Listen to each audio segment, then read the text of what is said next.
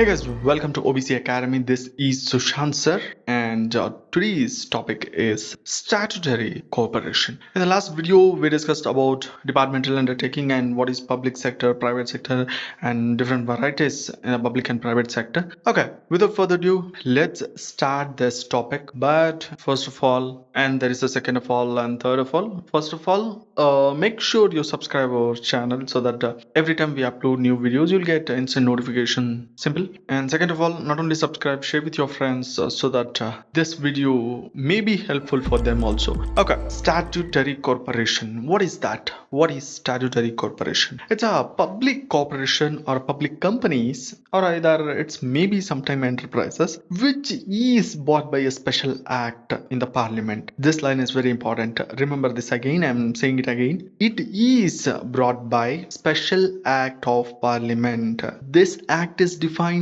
its function, its work, its power, its duty. So it contains a variety of things. There'll be act exclusively for this kind of organization, and they also says in that act what are the powers of this companies or what are the functions, rules, regulations of this organization, and this will be followed by employees of that companies or management of that companies, and sometimes it may apply to public also. It is financially independent and it never depends on government. It never asks to pay the salary for its employees or any financial things. That company will stand independently when it comes to finance. I'll go through again. It is established with a special act in the parliament. Its power, its duty, its functions, its rules, regulations, everything is defined in that act. Okay, these rules and regulations are bounded by its employees or their employees, and moreover, it is financially independent. It never depends on its government. It is financially independent and also in special areas we'll discuss about in coming points. But for now, this is statutory corporation. It is exist for the special reason with a special act. Okay, as for special, simple. Next, moving on to the next one, that is features.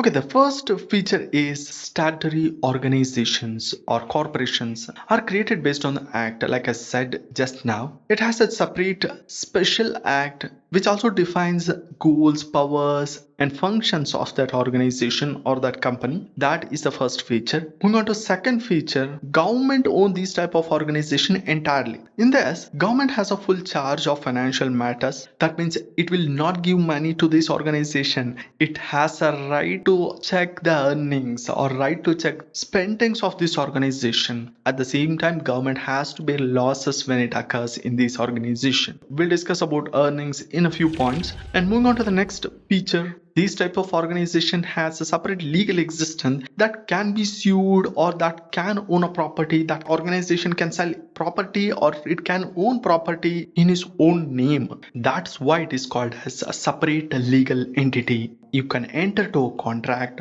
or you can sign contract. You can be sued or you can sue others. This type of things can be done using this separate legal existence power, or it is a separate legal existence. That's it. Just like we discussed in last chapter, we discussed about entirely a point about what is separate legal existence. Moving on to the next point or feature, this type of business oftenly have financial independence. This type of business never ask money from government. It borrow money from government. If you borrow money from your friends or family member, that is called loan. You cannot ask loan from your parents because they will give you money, they won't lend you money. There is a difference between giving money and lending money. Giving money, they don't have expectation to receive money back, and lending money has expectation of receiving money as well as interest. Make sure you got a difference between these two words. So here, government never give money for this organization. It may borrow money from government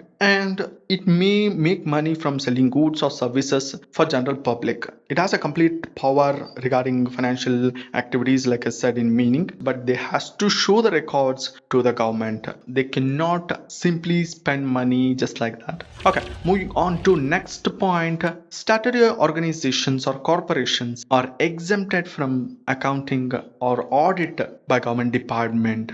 because it has its own separate department for audit. That's why government or central budget never interfere with this organization or this corporation. Moving on to the next point, these type of organizations employees are not government employees or not civil servant. Okay, these type of organizations employees are having their own government laws and regulations for hiring employees. The requirement conditions and working conditions are defined in act. But even though sometimes officers or higher level management or higher level officers are appointed by the department of government as an head, so head of this organization may be a government officer, but none of the below employees or workers are not government employees. They receive salary from these kind of organization under the act, which is already defined while forming it. Moving on to merits, the first merit of these organizations are very large and huge. Their operating activities are flexible, they're very independent and unfavorable to government.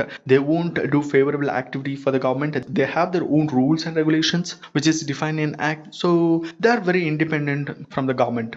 Moving on to the next advantage or merits, because of this organizations finance are not taken from government treasury. It never involved in government money or it never asks government money. It may borrow government money in some cases if they need loans like that. Government typically never interfere with financial matters. Sometimes they may ask like proper appropriation in parliament if justification is needed. Typically it will never ask about what they are doing and how they are spending and all. Moving on to next merits, just like we discussed, it is independent organization. They may develop their own policies, procedures. They can change, they can add, but there will be some limitation for this also. That is, you have to ask permission or approvals from a specific department or ministry from the government. So even though if you are independent to make policies, procedures, or to implement or even for development, sometimes you need an approval from governments. So moving on to the next merits, these kind of organizations or companies are very important for economic growth.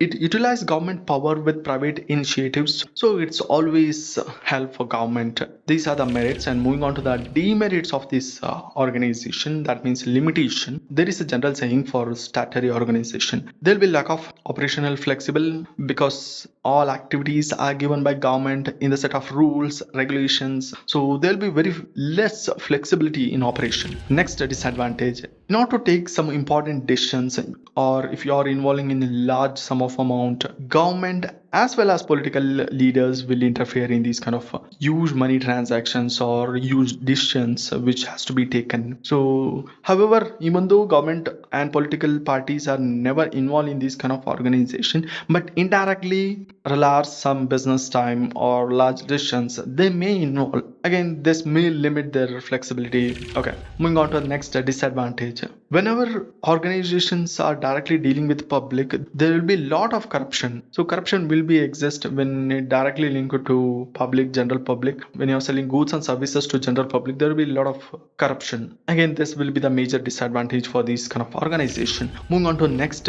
disadvantage. Usually there is a practice for government to appoint a head of the board of this director. Like RBI have its own governor appointed by the government. So appointing these kind of board advisors or governor, sometimes it delay the decision making process, because whenever governor or even head of the department is appointed by the government, they may hold for the permission from the government. Sometimes they may interfere, so this create delay in working environment or this create delay in function. So these are the limitations of this organization. Okay guys, okay, that's it for this video guys. I hope you like this video. This is the second part and we'll see you in the third part. We discuss about government companies. For that, links will be in the description or just click here. See you in the next video. Until then, make sure you share our videos and subscribe our channel. See you in the next video. Bye.